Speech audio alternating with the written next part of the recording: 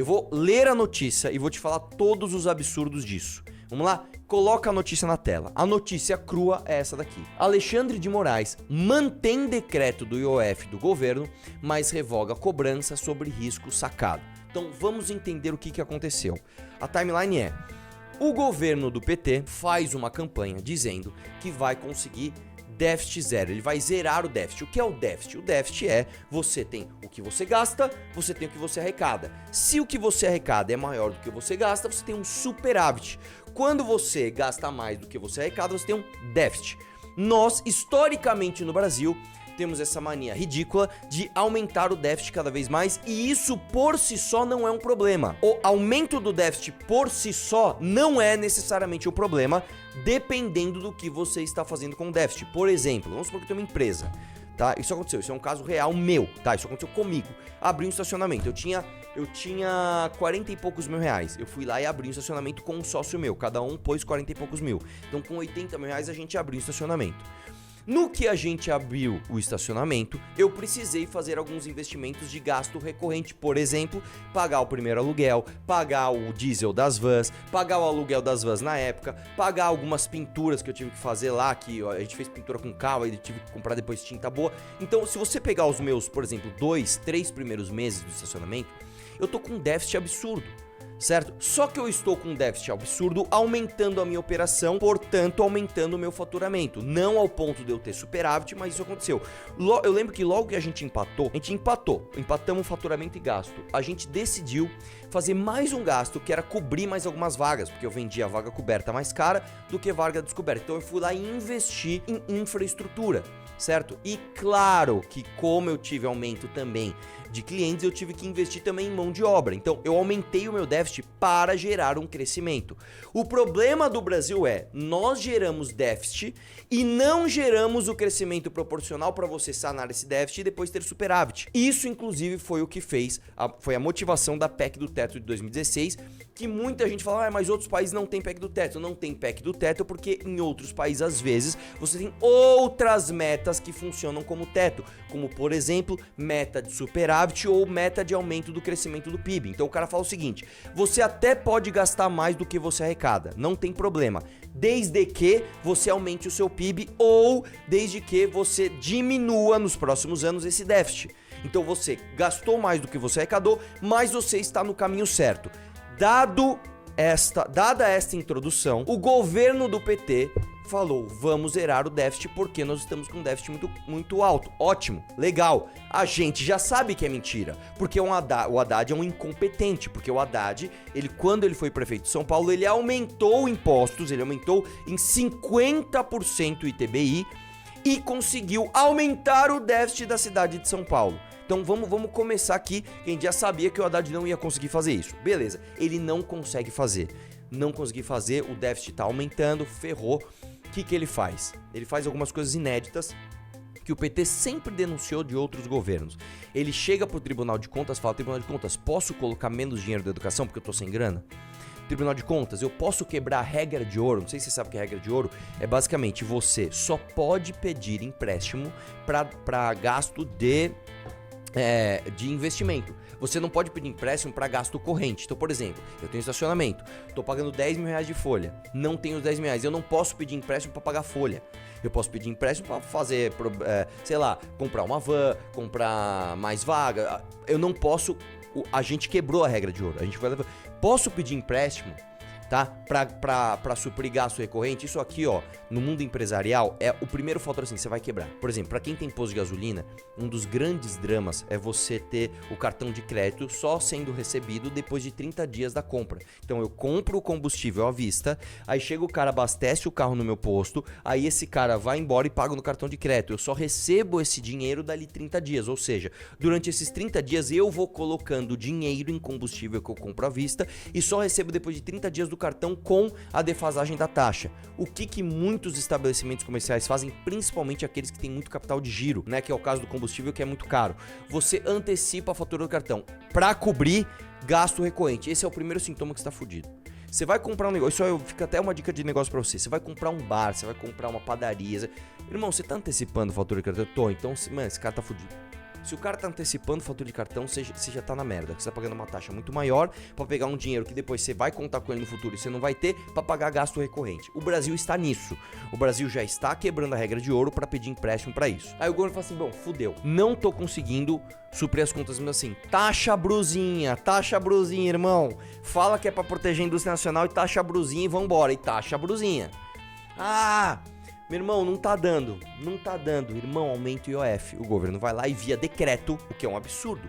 Em vez do governo ir lá e falar, Congresso, vamos mudar a nossa política fiscal, vamos cobrar mais impostos, né? Ele viu que não ia conseguir, o Congresso, que é a representação direta da sociedade, fala, cara, eu, mesmo sendo um deputado, mesmo eu, pegando emendas do governo, né, indo na minha região, gastando dinheiro com emenda e fingindo que eu tô trabalhando, que é o que eu faço normalmente, mesmo eu fazendo isso, eu entendo que se eu votar a favor do aumento de imposto, o cara vai entender que eu tô traindo ele. O que já é uma coisa rara no Brasil, porque o brasileiro não sabe de nada. O cara fala, mano, isso é tão impopular, isso afeta tão negativamente a vida das pessoas, que eu, mesmo pegando emenda, mesmo sendo da base do governo, eu não vou votar esse aumento de impostos. Então o governo falou, bom, eu, poder executivo, quero executar um aumento de impostos e o poder legislativo não está me deixando. Pausa, como estamos de audiência? 2.900 pessoas ao vivo e 1.200 likes. Bom, pessoal, dá like na live que hoje o assunto é um pouco mais denso, mas é importante. Isso aqui é uma aula, tá? É uma aulinha para que você não seja Bobson. Por favor, dê like na live. É importante você dar like na live. Tenho menos da metade dos likes aqui. Dá like. Isso aqui não é assunto por enquanto, não é assunto que bomba. É assunto pra você aprender. Aprenda isso, tá bom? Voltando ao assunto. Então o governo foi lá, falou, bom, o legislativo não quer aprovar meu aumento de imposto. Já sei, vou fazer via decreto. Quando um governo faz algo via decreto, o que acontece? Que foi exatamente igual o que o Bolsonaro fez para a questão das armas. Lembra que o Bolsonaro falou, eu quero aumentar o acesso às armas no Brasil? Em vez de ele fazer via projeto de lei, e ele tinha condição de aprovar, ele fez via decreto, porque ele falou, se eu não ganhar, o decreto cai. O PT, por um outro motivo, por entender que o Congresso não ia passar o aumento de impostos, fez o aumento de impostos via decreto, via decreto. O que acontece? O Congresso foi lá e o Congresso é soberano para julgar decretos de governo. O Congresso é como se fosse a Suprema Corte do governo, tá? Na hora de derrubar decreto. E o Congresso derrubou o decreto. Tanto a Câmara dos Deputados quanto o Senado. Ambas as representações diretas da sociedade olharam para o aumento de impostos do governo do PT e falaram, nós não queremos esse aumento de impostos, e derrubaram o decreto. Então você não conseguia mais, o Poder Executivo, o governo do PT não conseguia mais aumentar impostos. O que o governo do PT fez? O governo do PT foi na Suprema Corte, eles foram no Judiciário. Judiciário, tem como você rasgar a Constituição, porque a verdade é essa. E independentemente da vontade das pessoas representadas pelos deputados e pelos senadores, você tem como passar por cima de tudo isso e colocar que o meu decreto vai valer aumentando impostos? Tem como você fazer isso? E isso caiu na mão do senhor Alexandre de Moraes. E o que o senhor Alexandre de Moraes fez? Rasgou a Constituição e derrubou a derrubada do decreto do governo. Entendeu ou não? Né? Então vamos lá, para ficar bem explicado. Governo federal, Poder Executivo, queria passar aumento de impostos. A lei diz que precisa passar pelo Legislativo. O Legislativo falou, não vou passar esse aumento de impostos. Governo federal, Poder Executivo falou, então vou passar via decreto, que é quando eu decreto e pronto. Decretou. Isso tem um prazo para o Congresso julgar se vai manter o veto, se vai devetar ou se vai manter o decreto. Antes mesmo do prazo, vetaram. Nós não queremos esse decreto. Aí o Poder Executivo vai no Poder Judiciário, que não tem nada a ver com isso.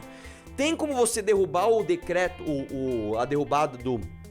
Tem como você derrubar a derrubada do decreto do Poder Legislativo. E o STF, na figura de Alexandre de Moraes, derrubou.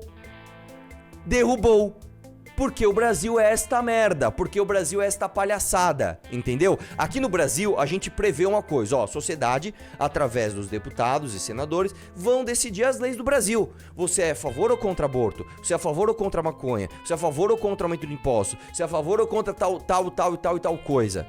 Só que no Brasil, como a nossa Constituição é um lixo, como a nossa Constituição é uma bosta, a nossa Constituição ela é gigante, ela é imensa, ela trata de tudo, o que é um absurdo. ela dá muito poder ao Supremo Tribunal Federal para interpretar as coisas do jeito que eles querem e basicamente passar por cima de tudo. E é o que eles fizeram. Mais uma vez, foi o que esses caras fizeram. Esses caras passaram por cima de qualquer representação democrática que você tem através de um deputado e de um senador e simplesmente quebrou isso daí. Dada essa introdução, deixa eu ler a matéria aqui pra você, tá?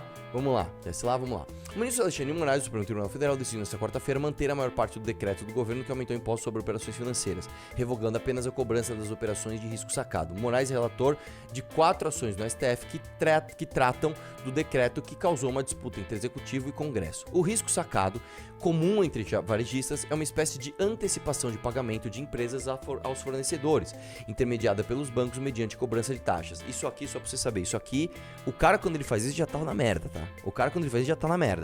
Isso aqui é o seguinte, vamos dar um exemplo, eu tenho uma indústria que eu faço, sei lá, eu faço uma peça para um eletrodoméstico. É um caso de um amigo meu que era meu vizinho, ele fazia peças para valita. Então ele ia lá, tinha uma metalúrgica, ele estampava peças para valita. Então beleza, ele vai comprar a chapa. Ele chega na usina, precisa da chapa de aço. Ó, a chapa de aço custa 1.000 e aí você vai pagar ela em 30, 60 dias. Beleza, ele compra e lá, tem um boleto para pagar daqui 30 dias e outro para pagar daqui 60 dias. Compra essa chapa, produz. No meio dessa produção, vai lá meses, ele paga o salário, paga o aluguel, certo? Aí ele faz a peça, ele pega esta peça pronta, que ele já comprou a bobina, que ele já pagou o salário do operário que fez isso, ele já pagou a conta de energia elétrica, ele vai pagar o boleto em seguida do material, da matéria-prima que ele comprou e ele vende, ele entrega lá pra sua empresa, pra Valita. Entreguei pra Valita. Só que a Valita, que tinha um prazo de pagamento de 90 dias, que já é ruim, chega pro cara e fala assim, ó, eu vou receber, mas eu vou mudar o prazo, eu vou pagar agora com 180 dias, vou pagar isso, cara, isso é a coisa mais comum que tem na indústria, tá? Você entrega pro cara, você vira fornecedor do cara, tua operação tá rodando, o cara fala, mano, esse cara depende de mim. Ô meu, só vou te pagar daqui mais 3 meses, você vai fazer o quê? Você vai parar de entregar pro cara? Ele sabe que você é dependente seu? Isso aqui, cara, isso aqui é regra de mercado, tá? Tô lá produzindo, meu, seu pagamento poster, puta, fudeu, porque eu já paguei o salário dos funcionários, eu já paguei a conta de luz, já paguei meu aluguel, eu tenho agora o boleto da bobina, da matéria-prima, pra eu pagar, sendo que eu já entreguei a peça e o cara só vai me pagar daqui 6 meses, fudeu, tô sem grana. Aí você vai lá e faz esse tipo de coisa, e aí você paga o IOF, né, você chega no banco e fala, banco, é o seguinte, eu tenho um título de dívida aqui, da Valita, ou de uma outra empresa que eu entreguei a peça, tá aqui a nota fiscal, tá aqui a nota promissória, eu vou receber esse dinheiro, é certeza que eu vou receber esse dinheiro. Então faz o seguinte, já que essa é uma empresa de confiança e eu sei que eu vou receber o dinheiro, só que eu preciso desse dinheiro agora, você me dá o dinheiro agora e fica você com esse título pra você cobrar eles depois? Claro, e aí o banco, ó, aí o banco chega lá e ó,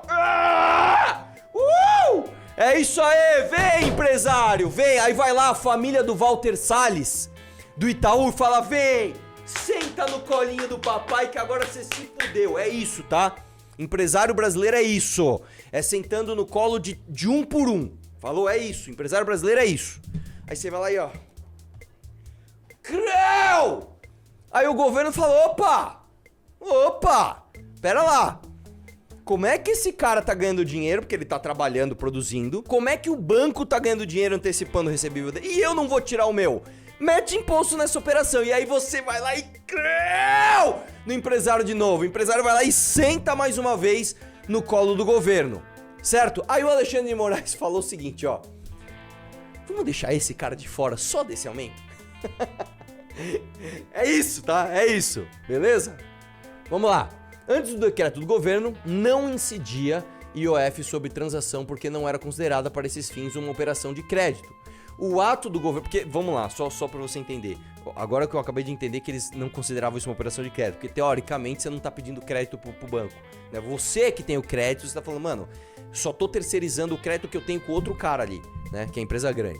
Vamos lá. O ato do governo federal, contudo, determinou que essa era uma operação de crédito e que, portanto, deveria ser cobrada como tal. O governo estimava arrecadar 12 bilhões em 2025 e 31 bilhões em 2026 com as novas regras do IOF. Porém, a saída do risco sacado vai reduzir esse valor em 450 milhões em 2025 e até 3,5 bi em 2026, o equivalente a cerca de 11,4% da arrecadação esperada com o imposto para o próximo ano.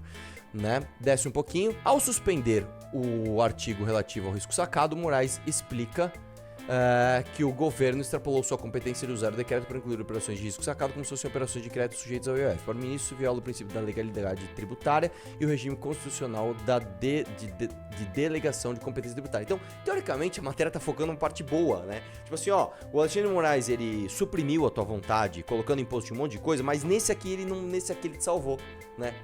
Não bastasse isso, a equiparação normativa realizada pelo decreto presidencial das operações de risco sacado com operações de crédito feriram o princípio da segurança jurídica, pois o próprio poder público sempre considerou tratar-se de coisa diversa, aponta o ministro. Beleza. Moraes destacou que o decreto promoveu as mudanças no IOF foi editado segundo o que é previsto pela Constituição, que autoriza o executivo a alterar alíquotas de tributos com função extrafiscal como o IOF. E aí eu vou te falar uma coisa, isso aqui é um absurdo porque já tem, isso aqui é uma coisa um pouquinho mais técnica, já tem jurisprudência do próprio STF dizendo que não, que a autonomia máxima em dizer se um decreto vai continuar ou não continuar é do Congresso. Então o Supremo um dia olhou e falou assim, ó, bom, existe um poder executivo que quer fazer uma coisa via decreto. Existe um poder legislativo que não quer que o governo faça essa coisa via decreto. Eu, Supremo, estou determinando que é soberano a decisão do Congresso. É o Congresso que vai decidir sobre o decreto do governo. Aí hoje, 2025, o Alexandre de Moraes fala, não gostei. Eu agora estou decidindo que não, soberano sou eu, então o Congresso não vai suprimir esse decreto do Executivo. É assim, o Brasil é o país da insegurança jurídica. No Brasil, você muda até o passado, irmão. No Brasil, você chuta a cabeça de uma criança, você muda lá a criança que deu uma cabeçada no teu pé. É isso. No Brasil, você não tem a mínima segurança jurídica pra nada. Pra nada, tá? Vamos lá. Moraes descartou que o decreto que promoveu o IOF, não restou comprovado qualquer desvio de finalidade na alteração das alíquotas no ato do presidente da República. Só uma coisa aqui que é importante. Não restou comprovado, não. O Congresso Nacional alegava que o decreto teria caráter arrecadatório, que seria inconstitucional. Moraes rejeitou essa tese, afirmando que a motivação econômica não desfigurou a natureza regulatória do IOF. Não há mais necessidade de manutenção da cautelar, pois o ausente... Desce aí. Em nota, o advogado-geral da União, Jorge Messias, afirmou que a adesão dos jornais representa uma vitória significativa para a Constituição Federal e disse que o espaço de diálogo promovido foi crucial para que a decisão judicial fosse... Sobre a ressalva sobre o risco sacado, contendo a decisão cautelar, respeitamos o entendimento do ministro relator por tratar-se de controvérsia nova, que efetivamente ainda suscita divergências. Na terça-feira, a STF decidiu por meio de termo. As partes, no entanto, alegaram que preferiram a decisão do magistrado.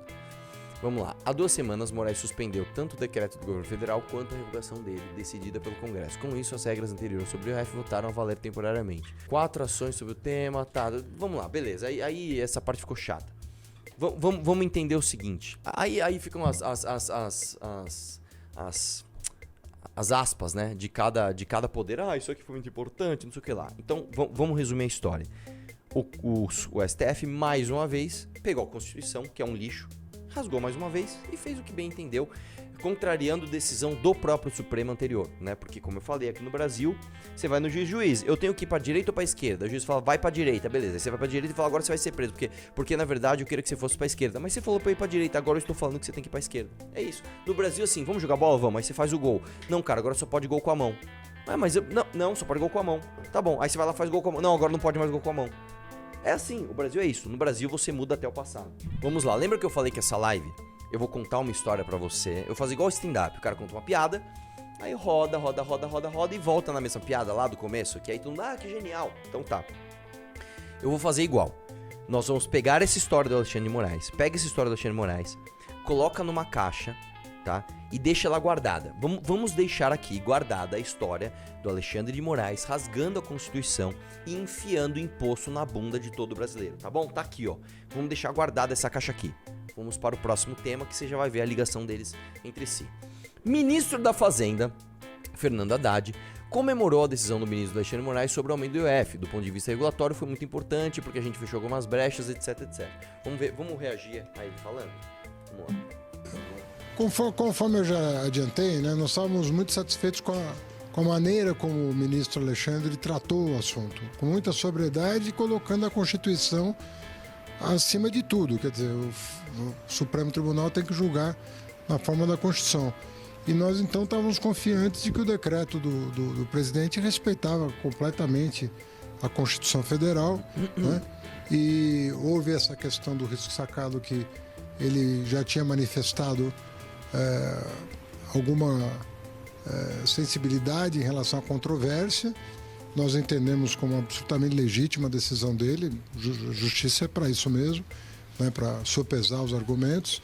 E para nós, do ponto de vista regulatório, foi muito importante, porque a gente fechou algumas brechas de Renato Lanches passou lá evasão atrás, e você viu? sonegação. Então, algumas brechas importantes foram fechadas pelo decreto e a nossa trajetória continua consistente do ponto de vista das contas públicas. Então, para nós é importante. Legal, ele falou bonito, né? Você viu que ele falou durante... Você vê que o Haddad é um cara bom de oratória, tá? Durante um minuto ele falou ali de forma, né, muito bonita ali, não, porque a gente respeita a constitucionalidade da decisão do ministro, que manifestou alguma sensibilidade sobre o risco de sacada, uma parará. Eu vou traduzir o que ele falou. Ele falou assim, eu quis enfiar imposto no meio do seu rabo com areia, tá? A sociedade não quis, aí eu pedi pro ministro Supremo que deixou enfiar imposto no seu rabo com areia. Então, muito obrigado, que agora você vai pagar mais imposto, tá bom? Muito obrigado. Eu vou continuar sendo um péssimo ministro da Fazenda, gastando pra caralho. É isso. A tradução do que ele falou foi isso, tá?